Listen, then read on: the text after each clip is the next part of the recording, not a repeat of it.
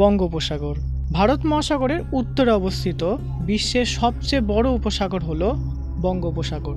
এই সাগর শুধুমাত্র জলের ঐশ্বর্যে সমৃদ্ধ নয়, এর তলায় লুকিয়ে রয়েছে খনিজ তেল, গ্যাস সহ নানা মূল্যবান সম্পদ। অর্থনৈতিক গুরুত্বের পাশাপাশি বঙ্গোপসাগরের কৌশলগত অবস্থান এই উপসাগরকে অত্যন্ত গুরুত্বপূর্ণ করে তুলেছে।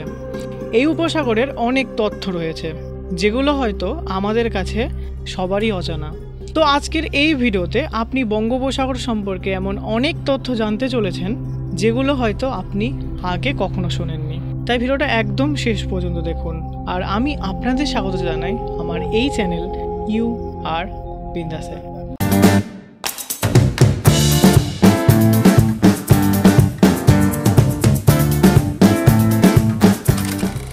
হিন্দু শাস্ত্রে বঙ্গোপসাগরকে বলা হয়েছে মহোদধি, অর্থাৎ বিশাল জলাধার। প্রাচীন মানচিত্রগুলোতে বঙ্গোপসাগর গ্যানজেন্টিকা সাইনাস নামে পরিচিত ছিল, যার অর্থ হচ্ছে গঙ্গার উপসাগর।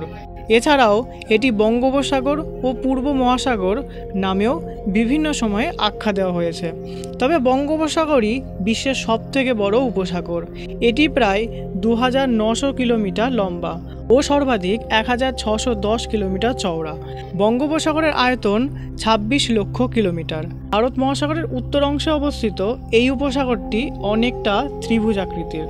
বঙ্গোপসাগরের পশ্চিম দিকে রয়েছে ভারত, উত্তর দিকে রয়েছে বাংলাদেশ, আর এর পূর্ব দিকে রয়েছে মায়ানমার ও থাইল্যান্ড, এবং এর ঠিক দক্ষিণ দিকে শ্রীলঙ্কা ও ইন্দোনেশিয়া অবস্থান করছে।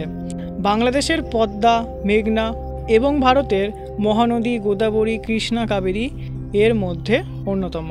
এছাড়াও মায়ানমারের ইরাবতী নদী বঙ্গোপসাগরেই মিলিত হয়েছে। বঙ্গোপসাগরের তীরে বাংলাদেশের প্রধান দুটি সমুদ্র বন্দর চট্টগ্রাম ও মাংলা বন্দর দুটি স্থাপন করা হয়েছে।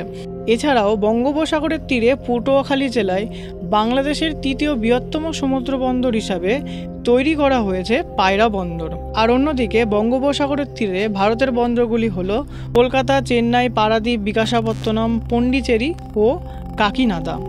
গঙ্গা, ব্রহ্মপুত্র ও মেঘনা নদীর বদ্বীপকে ঘিরেই বঙ্গোপসাগরের তীরে রয়েছে পৃথিবীর সবথেকে বড় ম্যানগ্রোভ অরণ্য সুন্দরবন। এই বনভূমিটি বাংলাদেশ ও ভারত উভয় দেশের মধ্যে অবস্থিত। বঙ্গোপসাগরে রয়েছে অসংখ্য প্রজাতির চিংড়ি ও মাছের অনুকূল বাসস্থান। উপসাগরে সর্বত্র মৎস্য সমৃদ্ধ থাকলেও প্রাচুর্যতার ওপর ভিত্তি করে বঙ্গোপসাগরে এখনও পর্যন্ত প্রধান 4টি মৎস্যক্ষেত্র শনাক্ত করা হয়েছে।